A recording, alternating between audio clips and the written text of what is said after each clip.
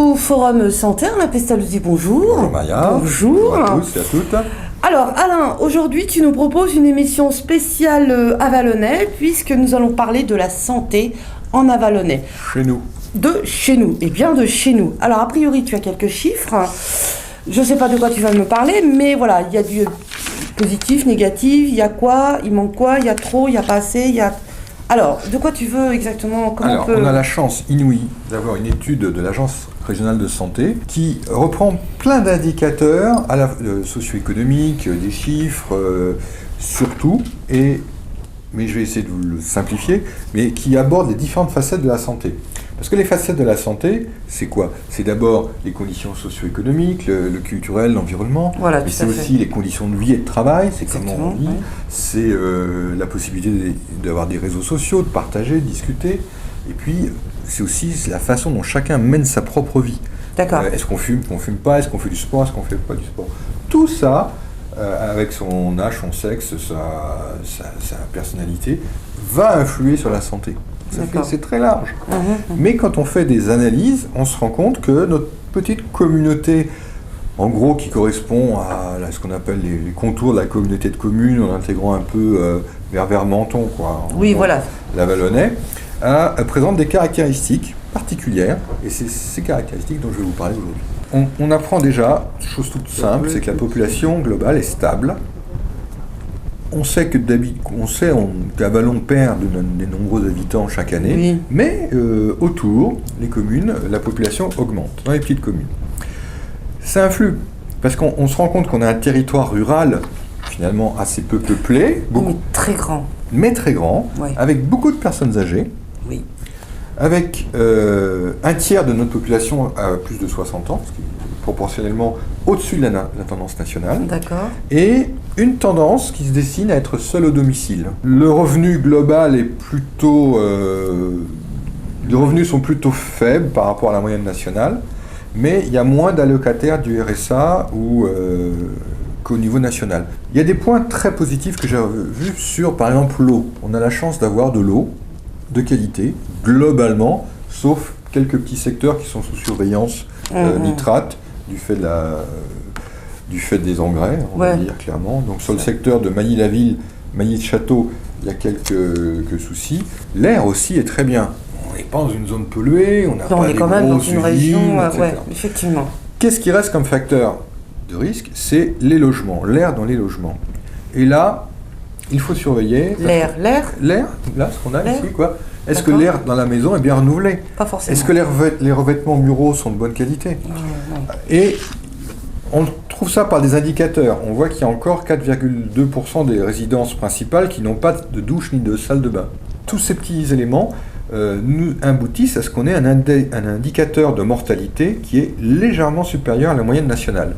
C'est-à-dire que proportionnellement, on a plus de décès dans l'Avallonnais qu'on ne devrait en avoir. Quand on enlève les décès dus à l'âge, on a quand même une certaine surmortalité sur l'Avallonnais par rapport à la population générale. J'ai repéré qu'il y avait 78 décès prématurés sur l'Avallonnais, qui n'auraient environ par an, qui ne devraient pas avoir lieu.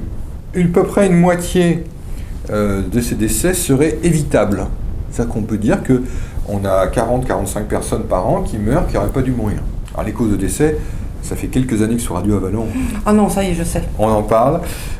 Maladie cardiovasculaire, tumeur, diabète, causes diverses, un petit peu de maladies psychiatriques, heureusement il n'y en a pas trop, et une nouveauté qui apparaît dans les échelles de mortalité, la maladie d'Alzheimer. Il y a des choses très très bien, et même au-dessus du national, qui sont déjà la possibilité d'avoir un médecin, un pharmacien, une infirmière accessible dans des conditions très proches de son domicile. C'est de l'ordre de 10 à 12 minutes de trajet, 14 minutes pour les extrêmes. Grosso modo, médecins, pharmaciens et infirmiers, plutôt plus favorables que sur la région Bourgogne. D'accord. Déficit en kiné, kinésithérapeute, orthophoniste, je ne sais pas pourquoi. Déficit en chirurgien dentiste, ça, Donc ce sont des spécialistes. Oui, et déficit en sage-femme libérale. Alors ça, malheureusement, le problème des sages-femmes, c'est qu'il n'y a pas de sage-femme libérale pour l'instant. Coulanges-sur-Yonne, Vermenton, Guyon et Vézelay sont plutôt moins bien dotés que la population générale. et avec une population un peu plus âgée. Donc un peu plus âgée, un peu moins d'accès globaux aux soins. Mais Vézelay, dans quelques temps... Oui, à Vézelay, c'est peut-être en train de se résoudre. C'est en train de se résoudre à Vézelay. On voit, Guyon, c'était difficile il y a quelques années, parce qu'on le voit dans les chiffres, il y a quand même une amélioration avec la maison de santé de Guyon.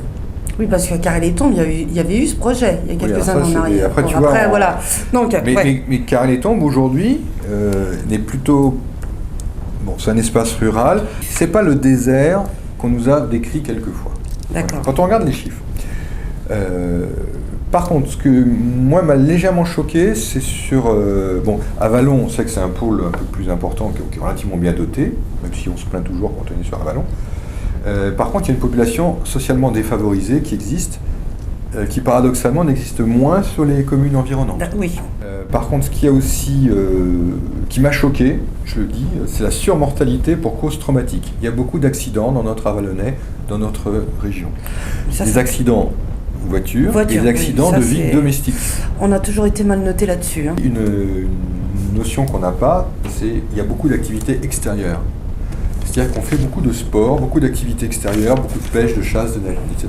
Et ça génère des accidents. Il y a des accidents de chasse, il y a des accidents de pêche. Un côté très positif sur l'Avallonnais, c'est que régulièrement, au moins 2 fois par an, il y a des actions, des animations qui sont mises en place pour, je ne sais pas, on va parler du maintien à domicile, on va expliquer comment sécuriser, mettre des tapis, savoir où les mettre, On a quand même une chance incroyable sur l'Avallonnais d'avoir ce genre d'animation.